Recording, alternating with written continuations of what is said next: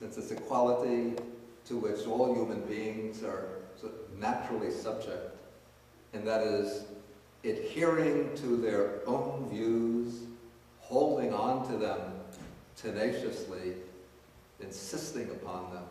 My view is right, others are wrong, and then relinquishing them with difficulty. So even when you're showing proof, what you're saying is wrong, this is correct, you still sort of distort the proof, you refuse to look at it, you insist on your own view. So this is maybe the sickness of clinging to one's own views, just because it happens to be the view that you like. And so the virtue, according to the Buddha, is that one should have the mind, the determination. We shall not adhere to our own views or hold on to them tenaciously, but we should relinquish them easily. This is a quality that when I first became involved with Buddhism, I had to learn a hard way, because maybe this is the way university students are trained in the US, is that you always are taught that you have to defend your own view, stand up and defend yourself. And so if you form an opinion, then you have to be ready to argue for it. You don't surrender to the other person. Maybe that's why we have debating teams in high school and colleges, so that you learn to defend your own view. And so when I started to read about Buddhism many years ago, when I was associated with my first Buddhist teacher, and he had been a monk for like 20 years or so, and I was a few months reading about Buddhism. But I would read something in a book, and then I thought, this is what is said in the book. My teacher says something else, so I take what's in the book and I argue with him, and I would always be very insistent on my opinion.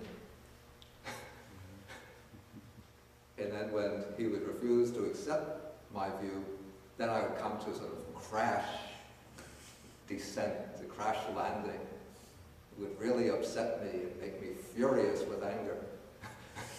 And so he gave me a very useful lesson, that whenever you get into a disagreement with somebody about views, always think, I might be right, I might be wrong, that's not important.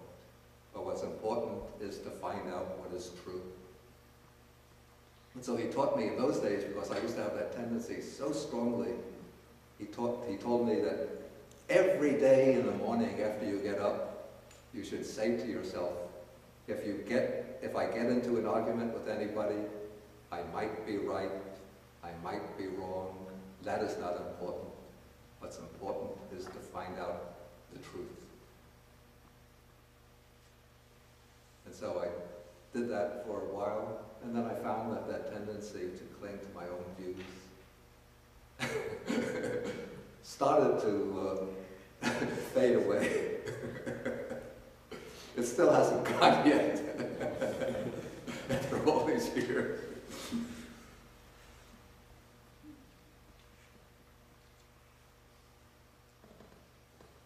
Okay, so that takes us through the 44 modes of effacement.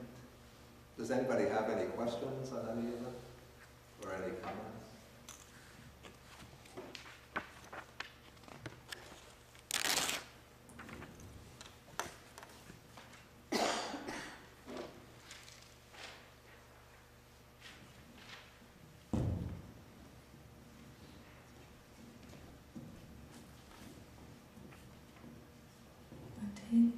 You mentioned that the right view in the Noble Eightfold Path refers to the four jhanas. Is right concentration.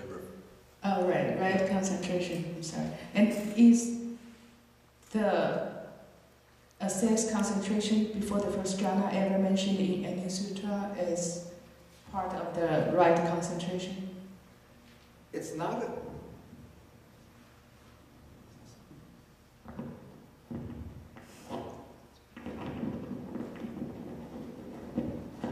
Yeah, access concentration first not, the expression is not used in the suttas at all.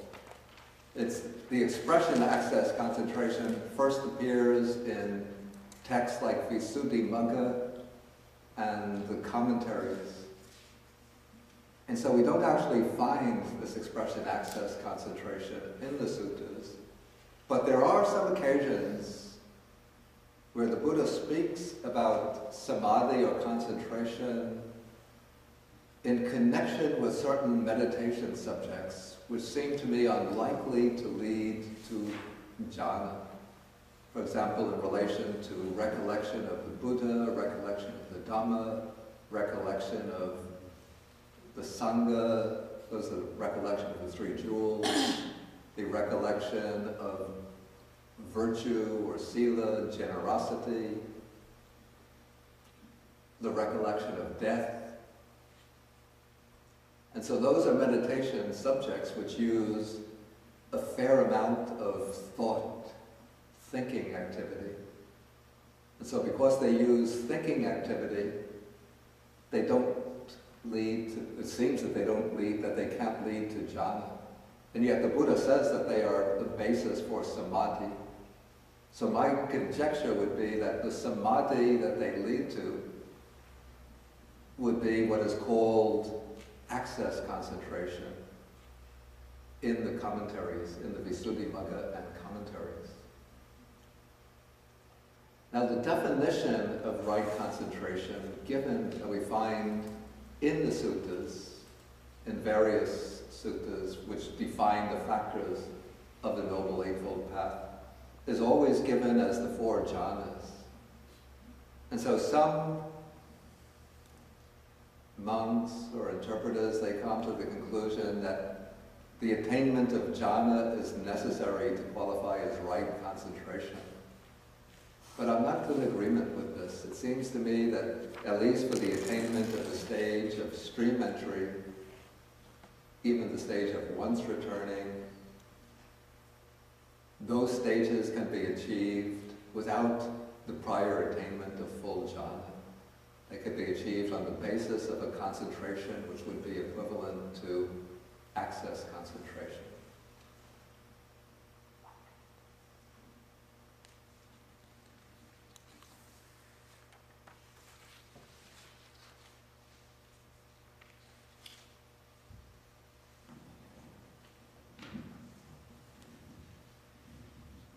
Okay, Nakakawa, is that the way you pronounce it?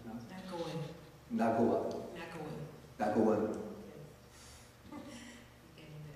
I just was looking at with the views. That's such a, in life, it's such a tricky thing because, you know, sometimes you know in your heart that you're right. Let's say the climate. I mean, people. Oh, yeah. Okay. So Okay. then I think it's the anger and the hostility behind, you know, the view. But if you can. Oh yeah.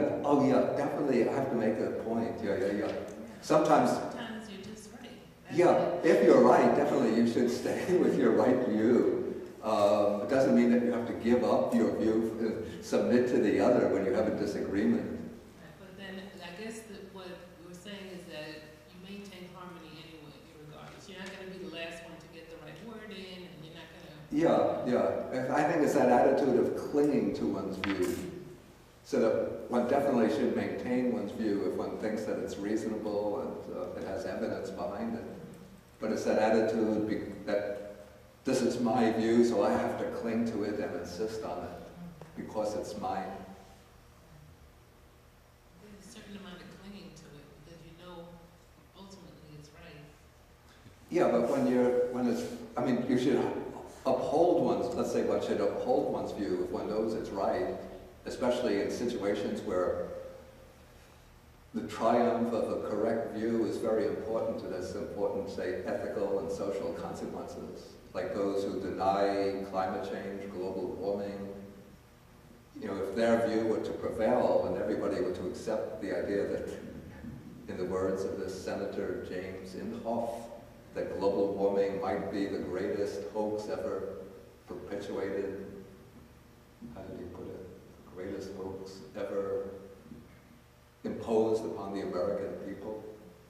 So if that view were to prevail, then we wouldn't try to do anything about global warming.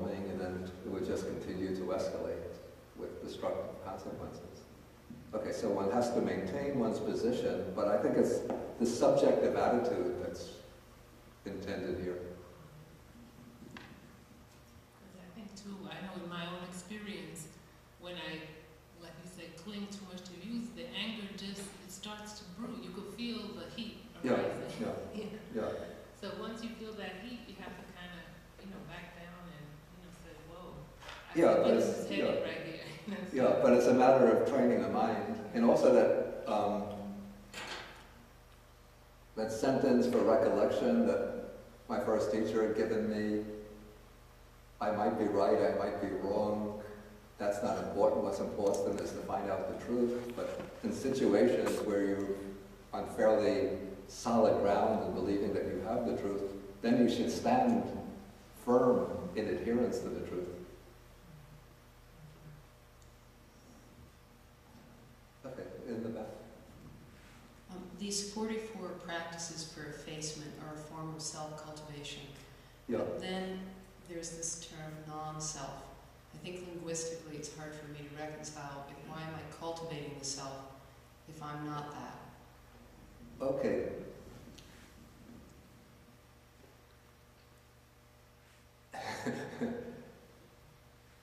Okay, what the Buddha teaches is that the factors of experience, the factors of our being that we cling to as being myself, these are the factors that are non-self in the sense that they're not a permanent, lasting, substantial entity, or that they don't constitute a basis for persisting personal identity. But there's still what I would call the empirical person existing as a reality. The empirical person is not a single substantial entity, but it's a complex, conditionally arisen phenomena made up of a number of components. Okay, now this empirical person continues through time, and depending upon our choices, our actions, the direction we take, whether we cultivate ourselves properly or we become heedless, that will determine our destiny, whether we are moving towards happiness and freedom or bondage and suffering. And so even though there's no sort of solid individual permanent self, but the empirical person continues. And so what we have to do is to create, but to cultivate in the present those factors in our being that will be the causes and conditions for positive development in the future. And then those will bring us happiness, freedom, wisdom in the future.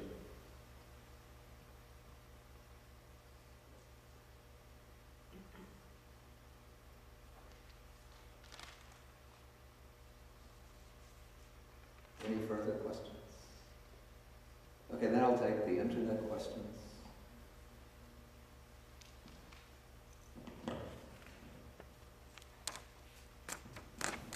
Okay, question 1. What is wrong deliverance? That's factor number 20. Or wrong liberation?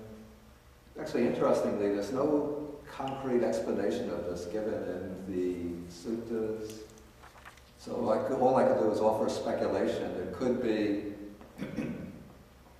taking one of the meditative attainments like the jhanas or formless meditations to be true liberation.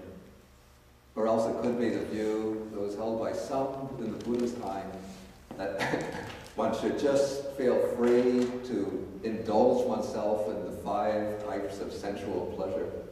Form, sounds, delightful form, sounds, odors, tastes, touches. That is true liberation. Question number 2, does factor number 44 mean that Buddhists should not hold on to any ideology or maybe any ideas? I think that's pretty much the same point I already covered in the question from Nikaya. So one should definitely hold on to ideas one takes to be right and that seem to be reasonable.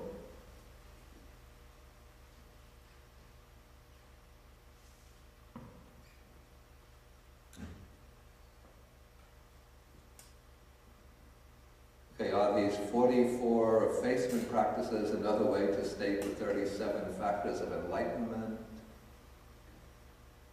The Eightfold Path is among them, but otherwise a few of the others correspond to the 37 factors of enlightenment, but they're not entirely the same.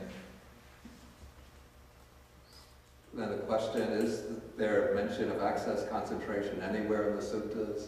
As I said, the word or the expression access concentration isn't found in the suttas. There's upachara samadhi in Pali, but there are some types of samadhi mentioned in the suttas that seem to be the basis for access concentration.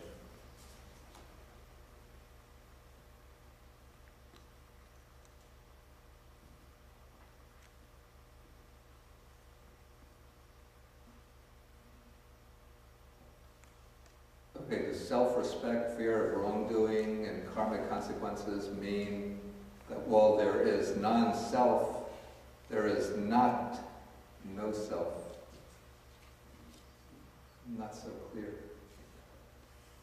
But anyway, as I said in answer to the earlier question, the teaching of non-self means that there's no sort of inner nucleus of personal identity, but there is the empirical person, or we could even call this the empirical self.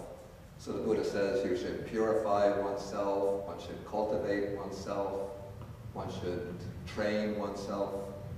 And this is not referring to some kind of permanent or substantial lasting self, but it's a way of indicating you should cultivate one's own person so that one will establish the right conditions for receiving the desirable results. Okay, I want to move on and just quickly try to end the sutta because the rest can be covered. It's a bit repetitive. Runs through the 44 factors, but just with this, each one with a slightly different slant. Okay, in paragraph number 13, the Buddha is saying, he says, I say that even the inclination of mind towards wholesome states is of great benefit. So what should be said of bodily and verbal acts conforming to that state of mind? Here what's called the state of the inclination of mind literally means the arousing of the mind. It's chitta.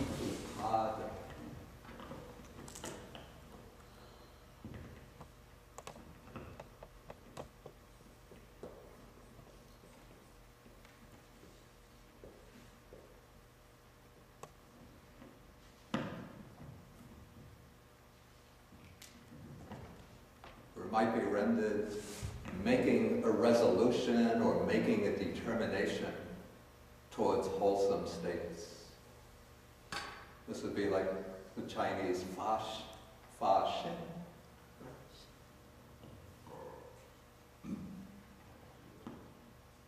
So this shows, and then the Buddha illustrates this by saying the mind should be inclined, or one should make the resolution thus: others will be cruel. We shall not be cruel here. So even if one can't undertake the actual practice, but set up this resolution or determination, just as on the New Year, we begin by making New Year's resolutions. I'm going to give up smoking, give up drinking, give up hanging out and maybe nightclubs. So I'm going to start a new life. But when people make that determination, if they don't repeat it every day, then a week, 10 days go by, then it's smoking again, drinking again, going to the nightclub again. But when you make the resolution every day. What I often suggest to people is to find, out of this list of 44 just find 3 or 5 qualities. Don't think of 44, it's too much. Or any 3 to 5 qualities, good qualities that you want to cultivate. And then make the determination that every day I'm going to develop these qualities. I'm going to eliminate these bad qualities, develop these good qualities. And when you make that determination every day, you find that the mind, little by little, even if it's resistant, it will move towards those wholesome qualities.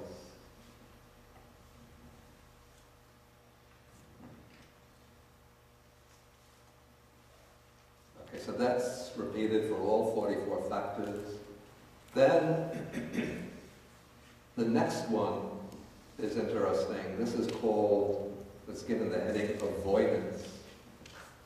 So the Buddha begins with a simile. Suppose there were an uneven path or a rough path, and then there was another even path by which to avoid it.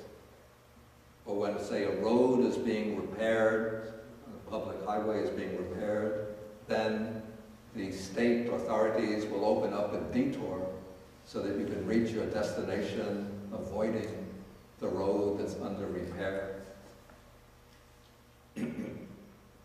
Or suppose there were an uneven or dangerous ford, a place for crossing the river, and another even ford, a safe place by which to avoid it. So then, if you had any sense, you would take that safe, secure ford. And so, for all of these unwholesome ways of behavior, the Buddha has laid down the wholesome way by which to avoid it. So if one is given to harming others, then one has the principle of harmlessness or non-violence by which to avoid it. If one is given habitually to killing living beings, then one takes the precept to abstain from killing living beings. And so for each of these other factors, the mental states, you have just the resistance to that mental state by which to avoid it. And so that applies to all 44 ways. Okay, then we come on page 130. Here the text points out the direction in which these unwholesome states and wholesome states lead. So they lead in opposite directions. The unwholesome states lead downwards. That is, when one engages in those unwholesome states, they can become habitual.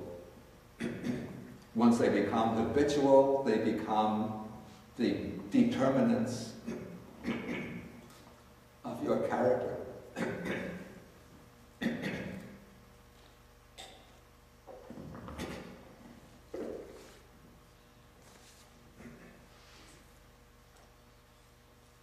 That once they become the determinants of your character, then they become the determinants of your destiny.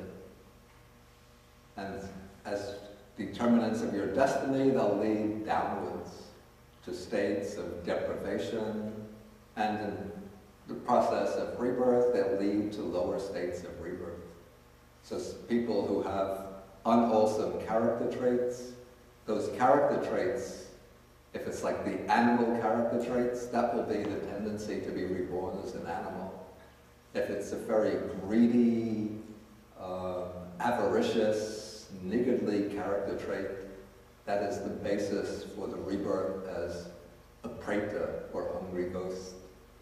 And if it's a very hateful, vicious, mean, violent, destructive character, it could lead to rebirth in the hell realms.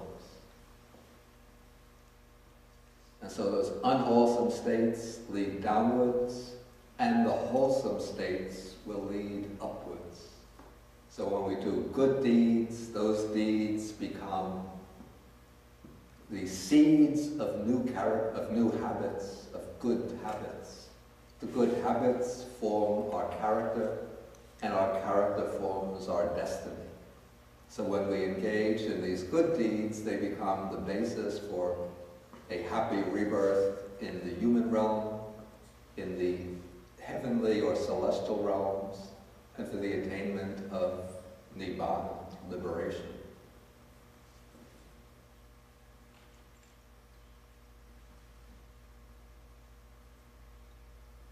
Okay, then this last section seems to be spoken in order to maybe to temper the premature enthusiasm of those who want to go about teaching and transforming others. So the Buddha says that one who is himself sinking in the mud, should pull out another who is sinking in the mud. That is impossible. But that one who is not himself sinking in the mud should pull out another sinking in the mud. That is possible. And so in the same way, if one who is himself untamed, undisciplined, then the text uses the word aparinibhuto, which literally means not extinguished, with the sense whose defilements are not extinguished, should tame another, discipline another, and help another extinguish his or her defilements. That is impossible. And so this doesn't mean that you shouldn't try to help others with the Dhamma until you're perfect yourself. But if you're not really trying to train or discipline yourself, and instead you're just letting yourself drift along with the unwholesome states, then don't think you can become a savior or enlightener of others. But then the text says that one who is himself tamed, disciplined, who has distinguished his defilements, should be able to tame, discipline, and help extinguish the defilements of another. That is possible. And then this is applied to all 44 types of behavior. Okay, so then the Buddha finishes the sutta by saying, the way of effacement has been taught by me. The way of inclining the mind or making a determination has been taught by me.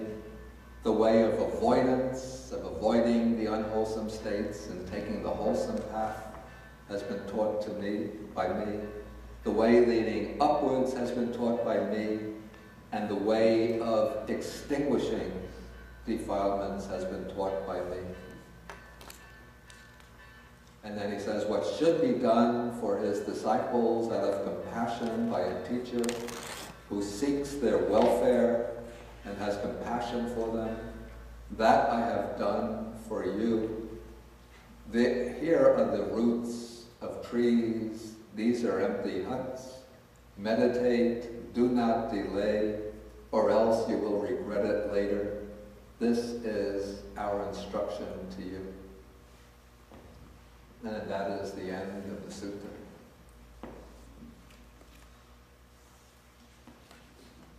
Okay, so now I'll ask whether there's any questions on anything that's arisen in the course of the sutta.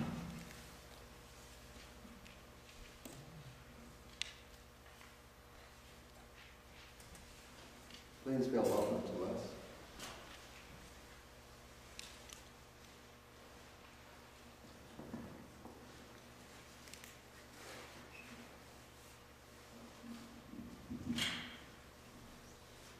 Okay, no questions then. Oh, okay, there is. That's Matthew. Thank you.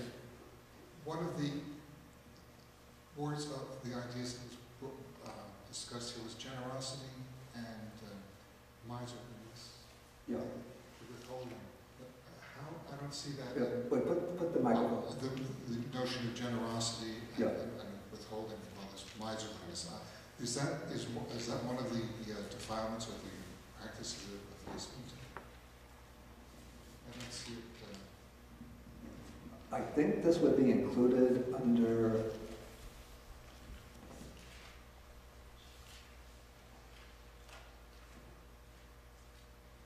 what's translated here as under number 29, avarice. Avarice, the Pali word here is Majjhima, which means holding on to one's own possessions, not sharing them with others. And so the opposite of this is not, it's given in the negative, this is often done in the Buddhist text, non-avarice, which means lack of miserliness or stinginess, which will imply giving generously. I mean, often the text use the word giving or generosity explicitly. Here, because the text is often, this text is formulated very often through the negative way. And it doesn't explicitly use the word generosity, but it's implied by non-avarice. Okay, I'll take this internet question. What is the difference between saleka or effacement, purification of mind, and breaking the 10 fetters? It seems that the way, first, this word saleka is not used very often in the Buddhist texts. It's a rather rare, it's rather unusual for the Buddha to use that word. And so it seems that this sutta is almost unique in giving a lot of attention to that word saleka. So it seems that this was a word, as I said at the beginning, that was sort of floating around amongst the different ascetic communities in the Buddha's time. And so the Buddha is taking this word and sort of adopting it into his own teaching, not with a very technical sense, but just as a cover term for this whole process of training the mind to eliminate unwholesome ways of behavior, thinking, reaction, and so on. And so it seems to have a very broad meaning within the Buddhist teaching and not a fixed technical meaning. Whereas purification of mind has or can have a more limited meaning, and that is the overcoming of the 5 hindrances as the preliminary stage towards attaining the jhanas, the meditative absorptions. And then breaking the 10 fetters, that refers technically to the stages of enlightenment or liberation that come when the wisdom eliminates the fetters or cuts off the fetters at their subtlest level so that they can never arise again.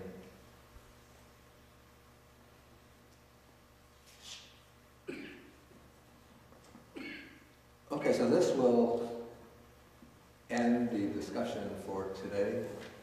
And so we'll end with the sharing of the merits. Next week, I won't be here, so we won't have a class next week, but we'll come back and we'll have the next class. Today is the 2nd, the 9th, I won't be here. The next class will be the 16th, correct? And did I put up a schedule for, not yet? Okay, so I'll select the suttas and give you the class schedule. Kaidi will put them up on the BAUS website, so please check the BAUS website. And we'll print out some copies next time.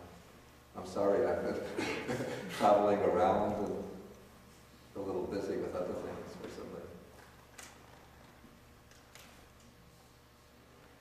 Okay, so then we'll come back after the lunch and we'll have discussion from about 12, maybe a little after 12, till 12:30, if anybody has any further questions. Okay, so we end with the sharing of the merits. So I'll do the second set of 3 verses in the abridged form.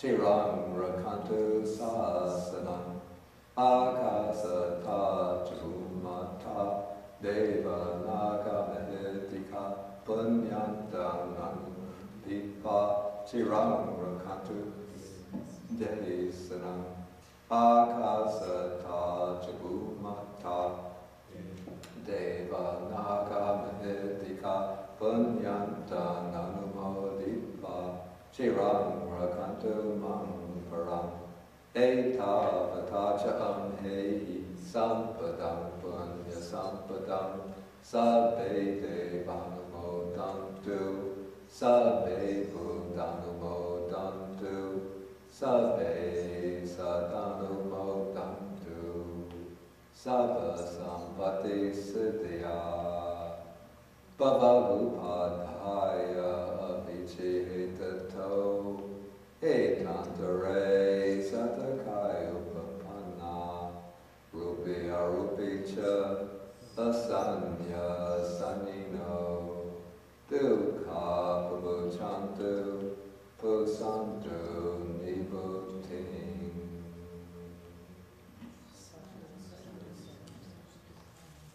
Okay, thank you all again for braving the snow coming out here.